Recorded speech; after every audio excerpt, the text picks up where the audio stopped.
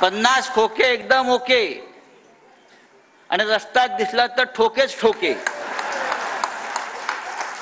आता हे पुन्हा विधानसभेत जाता कामा नयेत आणि विधानसभा निवडणूक जिंकल्यावर रस्त्यावर दिसता कामा नयेत.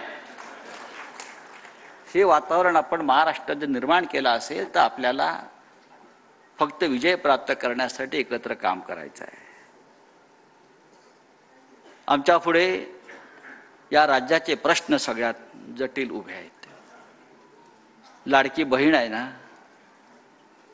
यासारखं ढोंग महाराष्ट्राच्या कुठल्या योजनेत झालं नसेल आतापर्यंत. या राज्यात या देशामध्ये अनेक योजना आपण पाहिलेल्या आहेत, पण सध्या मी गेले काही दिवस पाहतोय की काही चर्चा फक्त एकाच योजनेची आहे. कारण सरकारी पैशानं मतं विकत घेण्याची योजना आहे. आणि मगाशी सांगितलं की नाती अशी सरकारी पैशाने विकत घेता येणार नाहीत.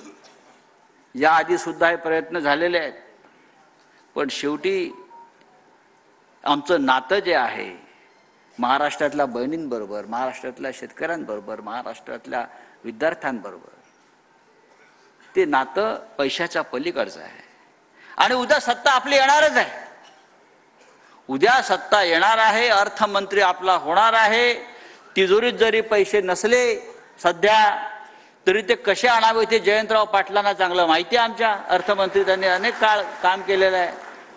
पैसा येईल आमच्याकडे, काही काळजी करू नका. 1500चे 150 होतील, 1500 होतील, 3000 होतील, 5000 होतील. ATM मशीन मागे बसलेली आमच्या महाविकास आघाडीची. मी पुन्हा एकदा महाविकास आघाडीच्या सर्व प्रमुख जे नेते आणि आपण बसलेले सगळे लोक त्यांचे आभार मानतो की हीच एकी आपल्याला 3 महिने ठेवायची आहे. हेच ऐक्य ठेवायचं आहे.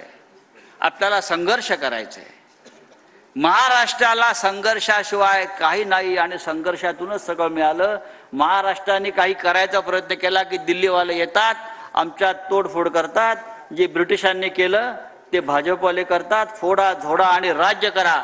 तुम्ही किती फोडा किती झोडा, आमची एकी तुटणार नाही. जय हिंद, जय महाराष्ट्र.